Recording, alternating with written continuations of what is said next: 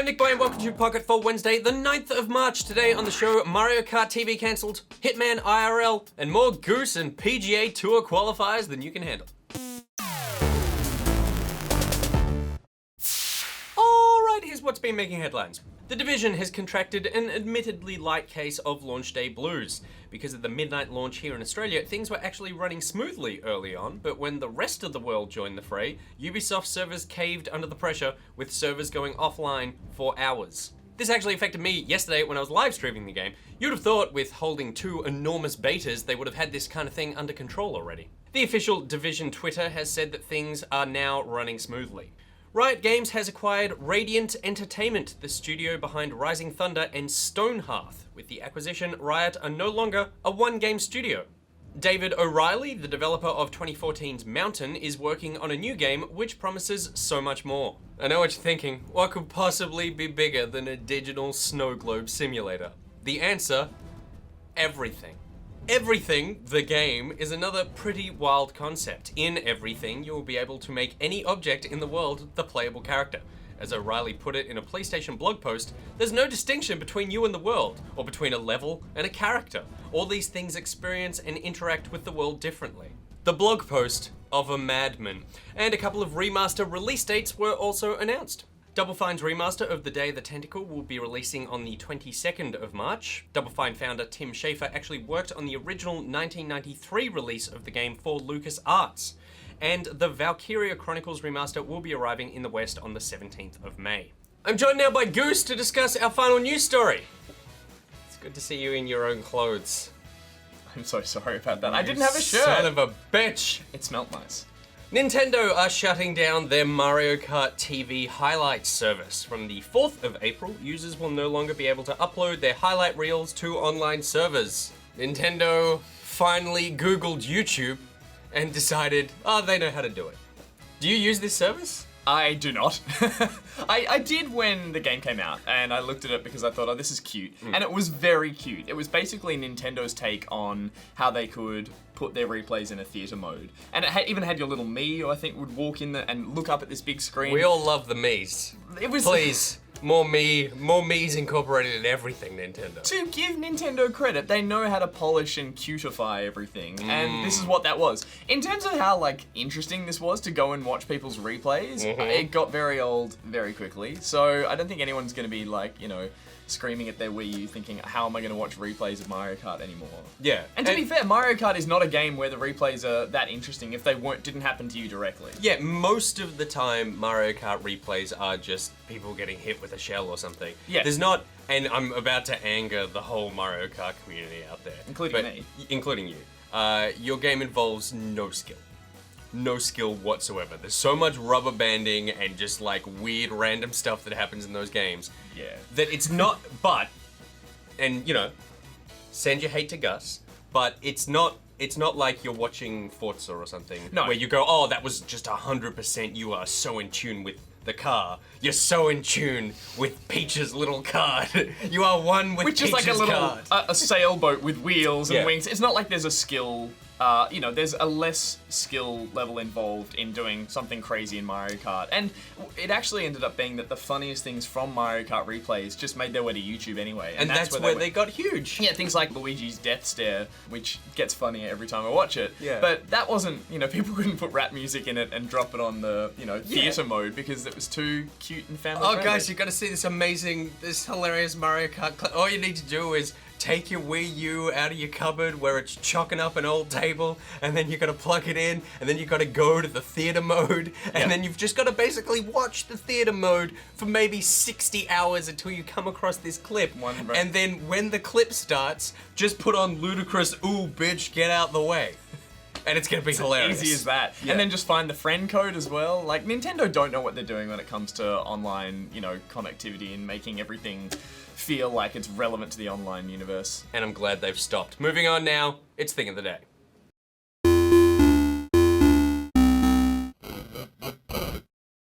The team at Realm Pictures have created a real-life Hitman scenario. With an intricate setup of video and audio feeds, players are able to direct an actor through the mission and escape the manor in a sleek ride. Oh, so dapper, 47 in your waistcoat. Wait, Kill him, kill him. Oh, he's in the car. Oh God, he's in the car. Shoot him, shoot him. 47, 47. Oh, I'm sorry. Agent? Now go out the window. Go out the window. Get out of the box and shoot him. Right behind the stairs. Right behind the stairs. We said now. If you move your ass, you can do it. Oh, dude, can we get in the car? Maybe not. Maybe? Can we? Oh, get in the Ferrari. You're getting the Ferrari. Go to the car. Go to the car. Come on. Yeah, shoot that guy. Weapons Nice. free. In the car. Yo, he's driving off in his Ferrari. Now escape excitingly in the car. Yeah, gun it. Goodbye, agent. Thank you for your direction. No problem, that's what a pleasure. Enjoy your drive, 47. Look forward to working with you again one day.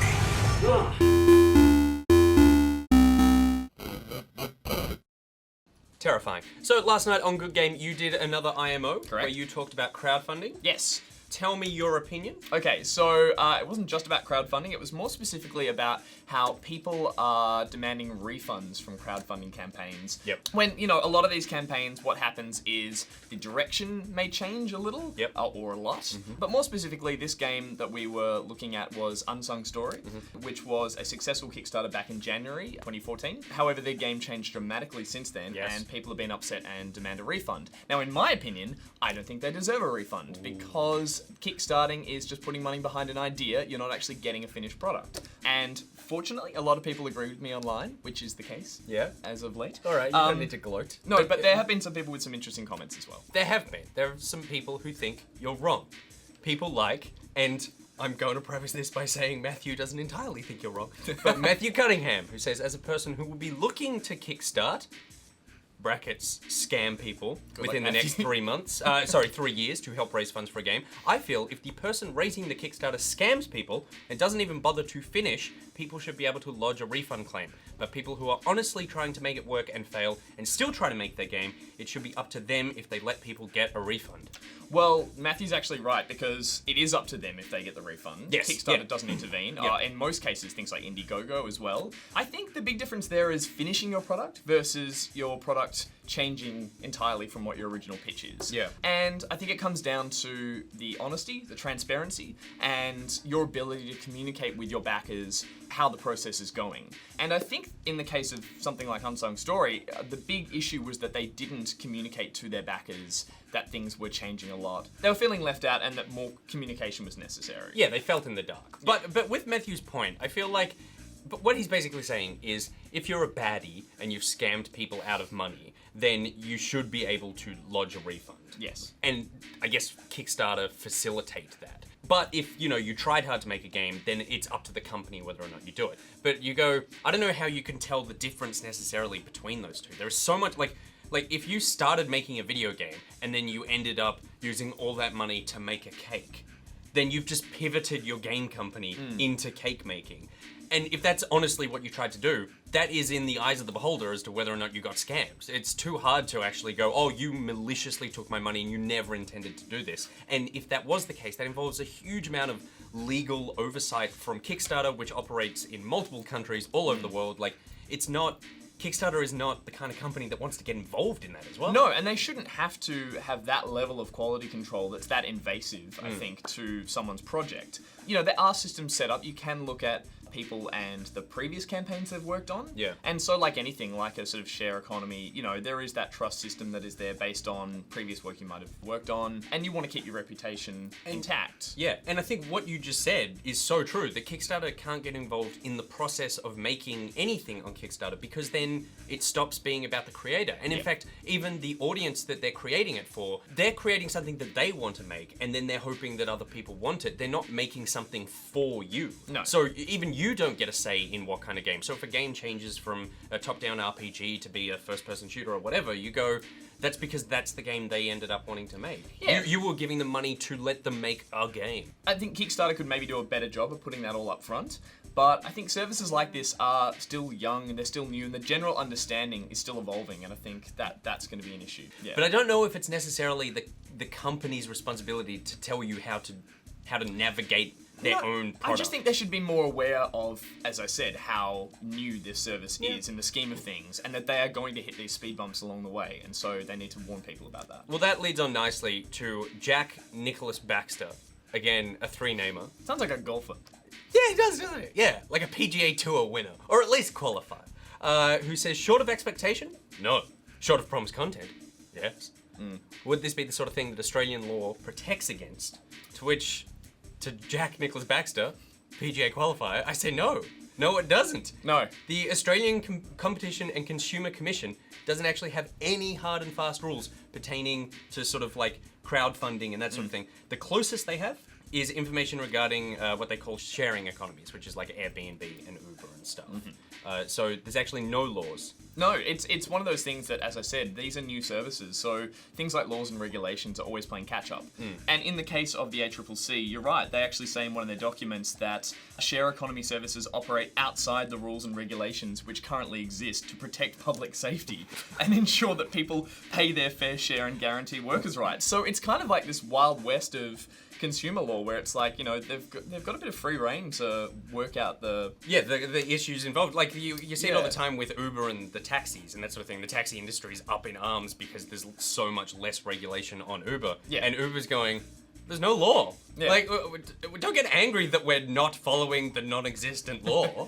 I think what's funny is, though, that these services are something that the public generally love. Yep. And it's because they're not so regulated. Yeah, it's exactly, because yeah. these are things that have managed to slip through the cracks, and we can see the promise in them. And we can see the promise in, you know, crowdfunding as well. It is just going to be one of those things that's slowly going to be clamped down on to make sure that more and more cases like Unsung Story, or maybe more of the malicious scams out there, do get shut down. It's so true. We love this stuff because of what it allows us to do until it turns around and it bites PGA qualifiers in the butt. Exactly. Yeah. Moving on now, and Ryan Lawler wrote in, who says, I see a lot of backers and developers treat Kickstarter like a high-volume, very visible pre-order system. I agree with Goose. Shocking. Thank you, Ryan. That backers are not entitled to a refund. However, if an established developer fails in a Kickstarter, then offering refunds may be the only way to salvage what is left of their reputation. Yeah. I think Ryan hits on the key point here, which is you look at something like Indiegogo or Kickstarter and you go, even though it's not at all required, on the right-hand side where it's got the list of backer rewards, number 1 or number 2 is generally donate X amount of money, copy of the game. Yeah. And you go, okay, I just bought a game. And you go, no, you just gave someone that amount of money, and in return, they are giving you a prize. You pretty much paid $10 to like a dirty little carny to be able to pick up a ball and throw it at a duck, and then you get like a giant teddy bear. Like, you didn't buy the teddy bear, you bought the dirty carny ball. And you didn't even buy the ball, you rented the dirty carny ball to throw at the duck. Can you stop saying dirty carnival? They're not a race, they can't be offended. And come at me, the carny community. I don't even know where you live. Settle. I think the funny thing about Ryan's comment is that I'm completely guilty of this as well. Yeah, totally. Because this is how I saw crowdfunding when it first came out, and this is the reason I got into a lot of, you know, crowdfunding campaigns, was because I immediately looked at that column and thought, great, what can I get out of this? Yeah, $10 cheaper than the full Yeah. retail price? I'm in. Exactly, and I think the more that video games specifically have been taking advantage of this system, it is a way of people basically looking at the shop on the side of it and thinking, Yeah, what do I it's want to totally- buy yeah. to go along with my backing of this product? They've gotten really good at selling it as well, like the way that the websites can jazz up all those products. They've got concept art of what it's going to look like, or what these t-shirts and Yeah. figurines are going to look like. So It's you like a do. great ad. But the thing is, it's not their fault because they're trying to spike people's interest. They They're want your trying- money. They want the money Exactly. to make the game. And they're thinking, how can I do that? And this is a really successful way of doing it. And so the second half of Ryan's question here is saying if an established developer fails in a Kickstarter, offering refunds may be the only way to salvage what is left of their reputation. I think that, you know, is possibly true. You probably do more damage to your brand if people already know your brand. Yeah. Like if you're, let's just say farj.com. And you wanted to create a video game and you'd never created a video game before, and then you got $100,000 to make a game about a bunch of bears, then the farj.com brand was only worth anything because of Bear Simulator. Yeah. It didn't have a whole series of games before. So you look at big established companies using services like Fig Yep. or Sony doing the same thing with something like Shenmue, and you go, they've actually got a huge amount of reputation on the line. And if that fails, you go, then Sony, I actually do believe I'm entitled to a refund because of the company that you are. I think we've got to be able to, you know, maybe give a little leeway to the smaller groups and even the standalones. You've got to be allowed to fail. Yeah, in some exactly. capacity as well. Because you do see these people slaving over their work and working really hard and trying to make an end product. And I think they're the ones that specifically I feel, if they can't reach their end goal, they tried really hard, and they got a bit of your money along the way, and didn't we all just enjoy the ride? Yeah. Thank you, 5j.com. Well, it's a sticky issue, and we'll have to see how it plays out. Let us know in the comments more of your opinions on our opinions. And remember, when you Kickstart or Indiegogo something, you're not buying anything, and carnies want your money. That's it for today's episode of Pocket My Pocketeers. Stay on the internet to keep on top of everything good game, and check us out on Facebook, YouTube, and iView. Want to meet fellow Pocketeers? Then join the Pocketeers Facebook group and Steam group. You can follow Good Game on Twitter at Good Game TV. Follow Pocket at NichBoy, at Pierreth, at GG, at Monkey, and at Sam Gee.